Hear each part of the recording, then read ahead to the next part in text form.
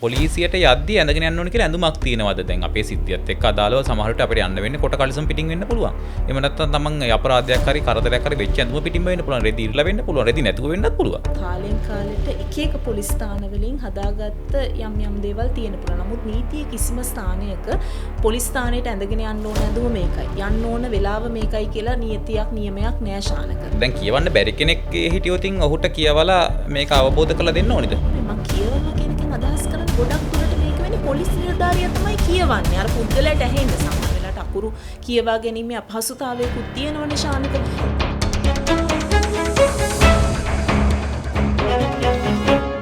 පොලිසියට පැමිණිල්ලක් දාන්න ගියාම අපිට තියෙන අයිතිවාසිකම් මොනවද? මේ ගැන ලෝටොක්ස් එක අද කියන්නේ ලෝයර් රොෂෙල් ආර්යවංශ. දැන් පැමිණිලි කියන දේවල් ශානක ගොඩක් අයට අත්දැකීම් ඇති. පැමිණිල්ලක් පොලිසියට ගිහිල්ලා දාලා. හැබැයි අයිතීන් ගැන තමන්ට මොනවාද ඒ අවස්ථාවේදී හිමි වෙන්න ඕන අයිතිවාසිකම් කියන එක ගැන ගොඩක් අයට හැඟීමක් නැහැ. සමහරු නීතිඥ සහයක් එක්ක යනවා, සමහරු තනිවම යනවා. ඒකනේ සාමාන්‍ය ස්වභාවය. ගොඩක් වෙලාට තනියම. දැන් ශානක අපි පොලිසියට ගියාට පස්සේ අපේ ගන්න ස්ටේට්මන්ට් එක අපි දාන පැමිණිල්ල ඒක අනිවාර්යෙන්ම සටහන් වෙන්න ඕනේ. ඒක තමයි අංක 1. රෙකෝඩ් වෙන්නම ඕනේ. ඒක අනිවාර්ය අංගයක්. මේක තියෙන්නේ ඇත්තටම මේක මේ තහවුරු කරලා තියෙන්නේ අපරාධ නඩු විධාන සංග්‍රහයේ ෆස්ට් ඉන්ෆර්මේෂන් රිපෝට් කියලා තියෙනවා FIR කියලා. අපි හඳුන්වනවා. එතකොට මේ මුල් තොරතුරු වාර්තාව මේක පිළියෙල කිරීම සඳහා මේ ප්‍රකාශය සටහන් කර ගැනීම ඉතාම වැදගත්. එතකොට මේ කාරණාවත් එක්ක අනිත් කාරණාව වෙන්නේ කොහොමද අපරාධයක වින්දිතෙක් හෝ අපරාධයක සාක්ෂිකරුවෙක්ට මොන විදිහේ ප්‍රොටෙක්ෂන් එකක් මොන විදිහේ ආවරණයක්ද සපයන්නේ මේ සම්බන්ධයෙන් පනතක් තියෙනවා.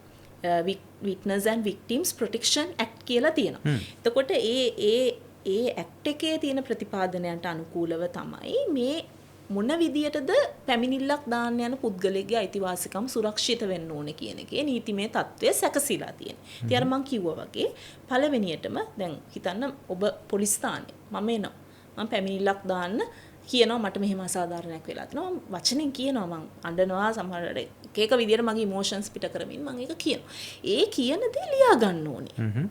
එතකොට දැන් ලියා ගන්න එක කරනවා කියමු දැන් ඒගොල්ලෝ ලියනවා මේ පොලිස් නිලධාරීන් ලියනවා. ලිව්වට පස්සේ ඒක හරි පොතේ ලියන්නත් ඕනේ ශානක. එතන ඉන්ෆර්මේෂන් පොත තියෙනවා රෙෆරන්ස් මේ කම්ප්ලේන් රෙෆරන්ස් බුක් කියලා තව තියෙනවා. එතකොට ඒ අදාළ හරි පොතේ හරි නොම්බරේ යටතේ කියන්නේ නොම්බර පිළිවෙලටනේ උක සටහන් කරන්නේ. ඇත්තටම ඒ අනුක්‍රමික අංක පොලිස් නිලධාරීන් තමයි මේ අවස්ථාවේදී යොදන්නේ. එතකොට අදාළ පිටුවේ හරියට ඒ අංක සටහන් කරලා නම් සඳහන් කරලා ලිපින සඳහන් කරලා ඒ දේවල් සටහන් වෙන්න ඕනේ. දැන් ලිව්වට පස්සේ ලියද්දී ප්‍රධානත්වයේ භාෂාව. දැන් දමිළ ජාතිකයෙකුට කොළඹ ප්‍රදේශයේ යම් කිසි අකටයුත්තක් වෙලා ඔහු සිංහල භාෂාව දන්නෙත් නැහැ, ඉංග්‍රීසි භාෂාව දන්නෙත් නැහැ. ඔහු යනවා පොලිස් ස්ථානයට පැමිණිල්ලක් දාන්න. එතකොට ඔහු දන්නේ ඔහුගේ භාෂාව දමිළ භාෂාව.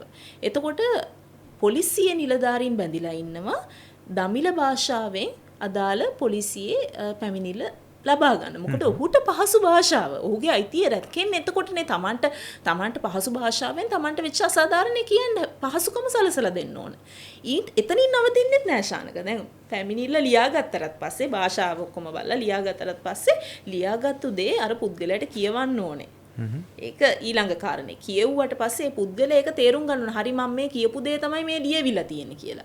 ඒක තහවුරු කරගත්තට පස්සේ තමයි අත්සන් කරන්නේ. දැන් එහෙම වෙන්නේ නැහැ නේ ශානක. දැන් එනවා. පැමිණිලිවට පස්සේ කියනවා අත්සන් කරන්න කියලා. අත්සන් කරන්න කියලා කියවන්න දැන් ඔය පොලිසියේ තියෙන දැන් කියවන්න බැරි කෙනෙක් හිටියොතින් ඔහුට කියවලා මේක අවබෝධ කරලා දෙන්න ඕනේද?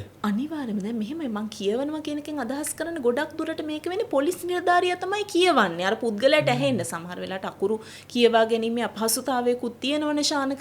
එතකොට ලියපු පුද්ගලයාම මේ කරුණු තමයි මේක සටහන් කරලා තියෙන කියලා අර පැමිණිල්ල කරන පුද්ගලයාට කියවලා තේරුම් කරලා දෙනවා. එතකොට අත්සන් කරන්නේ පැමිණිල්ලේ අඩංගු සියලු කරුණු කියවා තේරුම් ගැනීමෙන් අනතුරුව පැහැදිලි බවට තේරුම් අරගෙන තමයි අත්සන් කරන්නේ කියලා. ඉතින් ඒක නිවැරදිව සිදු වෙන්න ඕනේ. එතකොට එතනදී අයිතිය සුරක්ෂිත වීමක් සිදු වෙනවා. ඉන් පස්සේ දැන් ඔය පැමිණිල්ල කරාට පස්සේ යම් තාක් දුරකට මේ පුද්ගලයාගේ ජීවිතයට තර්ජනයක් එල්ල වෙන්න පුළුවන්. ඔහු සාක්ෂිකාරයෙක් වෙන්න පුළුවන්. ඔහු වින්දිතය වෙන්න පුළුවන්. එතකොට ඔහුට අනවශ්‍ය බලපෑම්, ඔහුට හොයට අනවශ්‍ය බලපෑමක් සිදු වෙන්න බෑ මේ පැමිණිල්ල සිදු කිරීම හරහා. දැන් වින්දිතෙක් සාක්ෂිකරුවෙක් සුරක්ෂිත කරන්න වෙනම අධිකාරියක් ලංකාවේ තියෙන. ඒකට වෙනම පනතක් තියෙනවා.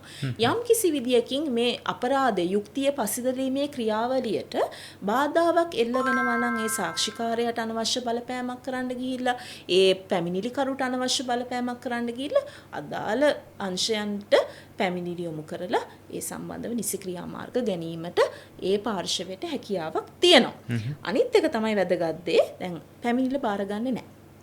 සමහර වෙලාවට පොලිසියට යනවා පැහැදිලි කරනවා මේවා අපිට අදාළ කාරණා නෙවෙයි මේවා සිවිල්.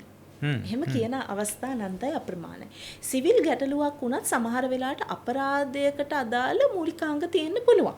දැන් විශේෂයෙන්ම යම්කිසි ලේඛනයක් මත මුදලක් ලබා දීලා ඒ මුදල ගෙවීම පැහැරහැරලා තියෙන අවස්ථාවක් සලකන්නකෝ. එතකොට ඒ වගේ අවස්ථාවක අර තමන්ගේ විශ්වාසයනේ කඩ කරලා තියෙන්නේ. සිවිල් ගිවිසුමක් තිබෙනවා. ඒක හරි. ගිවිසුමට මූලිකත්වය ලැබෙනවා. නමුත් එතන අපරාධමය ගති ලක්ෂණයක් නැත්තෙමත් නැහැ. එතකොට සමහර වෙලාවට මේගොල්ලේ පොලිසිය විසින් අපරාධයක් සිදු වෙලා තියෙන කාරණාව සලකන්නේ නැහැ. මෙතන ගිවිසුම් නීතිය අදාළ වෙනවා කියලා පැමිණිල්ල බාරගන්නේ නැහැ. නමුත් ඒ පාර්ශවයට පුළුවන් Taman පුද්ගලික පැමිණිල්ලක් ප්‍රයිවට් ප්ලේන්ට් එකක් මගින් පොලිසියට යන්නේ නැතුව තමන්ගේ පැමිණිල්ල කෙලින්ම මහේස්ත්‍රාත් අධිකරණයට යොමු කරන්න. එතකොට මහේස්ත්‍රාත්තුමාට හෝ තුමියට පුළුවන් විමර්ශන කටයුත්තක් ඒ ඔස්සේ ආරම්භ කරන්න. ඔව්. සාමාන්‍යයෙන් තියෙනවා ආයතන එක එක වෙලාවල් වලට ඇරලා තියෙන්නේ. උදේ 8න් පස්සේ එන්න කියනවා. එහෙම නැත්නම් 9න් පස්සේ එන්න කියනවා. පොලිසියට එහෙම යන්න වෙලාවක් තියෙනවද? සහ දැන් මෙහෙම එකක් තියෙනවා. පොලිසියට යද්දී ඇඳගෙන යන්න ඕනේ කියලා ඇඳුමක් තියෙනවද? දැන් අපේ සිද්ධියත් එක්ක අදාළව සමහරට අපිට යන්න වෙන්නේ කොට කලිසම් පිටින් වෙන්න පුළුවන්. එහෙම නැත්නම් තමන් අපරාධයක් හරි කරදරයක් හරි වෙච්ච ඇඳුම පිටින්ම වෙන්න පුළුවන්. රෙදි ඉරලා වෙන්න පුළුවන්. රෙදි නැතුව වෙන්නත් පුළුවන්. එහෙම යන්න වෙලාවක් යන්න විදිහක් තියෙනවද? නෑ නෑ. එහෙම කිසිම හැබැයි එහෙම එකක් තියෙනවා පොලිසිවල.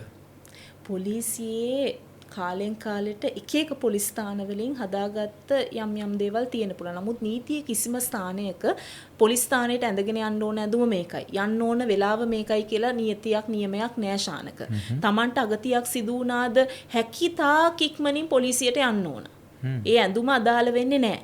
මොකද දැන් මේ මෑත කාලේ නීතිඥවරයෙක්ට බලවත් අසාධාරණයක් වෙලා ශ්‍රේෂ්ඨාධිකරණය දක්වා මේ ඉල්ලීම ගිහිල්ලා අන්තිම නීතිඥවරයාට සහනයක් ශ්‍රේෂ්ඨාධිකරණය විසින් ලබා දුන්නා. අයිතිවාසිකම් කඩ වෙලා තියෙනවා කියලා තීරණය කළා. මොකද ඒ අවස්ථාව වෙලා තිබ්බේ ඒ නීතිඥවරයා Tamanගේ තවත් නීතිඥවරියක් සමග තමන්ගේ සේවාදායකයා වෙනුවෙන් තාම කඩිනමින් අදාළ පොලිස් ස්ථානයට ගිහිල්ලා තිබ්බා. ඒ පොලිස් ස්ථානයට මේ කියන්නේ තමන්ගේ සේවාදායකයා දැනුවත් කරවහම ගිහිල්ලා තිබ්බේ මේ අර නීතිඥවරයෙක් අඳින පළදින ඇඳුමෙන් සාරි ඇඳලා කෝට් ඇඳලා එහෙම නෙමෙයි. ඒකට එහෙම ගියේ නෑ කියන පදනම මත ඔහුට ඒ අදාළ ගෞරවය ගෞරවයක් අපේක්ෂාවෙන් නෙමෙයි සැලකීම අර නීතිඥවරයෙක් වශයෙන් ඉදිරිපත් වෙනවාය කියන අවම සැලකීම ලබා දීලා තිබ්බේ නෑ.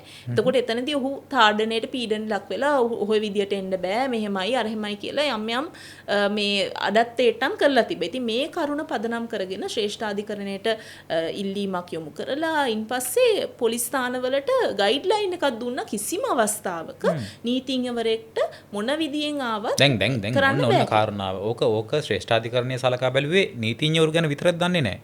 පොදු අපි ගැන අපි සලකා බලන්න කවුරුත් නැද්ද එහෙම මොකද? මෙහෙමනේ ශානක. ඔතන විනිශ්චිත කරුණ නඩුවක විනිශ්චිත කරුණක් තියෙන ඔතන ඔය සිදුවීමට අදාළ කාරණාව වෙන්නේ නීතිඥවරේ නීතිඥ මේ ඇටායකින් ඒ ඇඳුමින් සැරසිලා පොලිස් ස්ථානයකට යාම අනිවාර්යද කියන එක. එසේ වෙන්නේ නැහැ. එතකොට දැන් ඒක යම්කිසි විශේෂ අවස්ථාවක්නේ. දැන් ඒ විශේෂ අවස්ථාවේදීත් ඒ නීතිඥවරයාට සරල සාමාන්‍ය මිනිස්සෙක් විදිහට මේ පොලිසියට යන්න පුළුවන් කියන කාරණාව අධිකරණයෙන් තහවුරු කරා නම් ඒක අපිට මේ අර නිරුත්සාහයක් මේ කියන්නේ මේ මොනවාද කියන්නේ අපිට ඔටෝමැටිකලි ස්වයංක්‍රීයවම එතන තීරණයක් එනවා මේ ඕනම මිනිස්සෙකුට තමන් මොනම මේ විදියකින් මොනම තත්වයක හිටියත් තමන්ට අසාධාරණයක් වුණාම පොලිසියට ගිහලා කඩිනමින් පැමිණිල්ල කිරීමේ හැකියාව තියෙනවා. පොලිස් නිලධාරීන් බැඳිලා ඉන්නවා එවැනි පැමිණිල්ලක් බාර ගන්න විමර්ශනය කරන්න.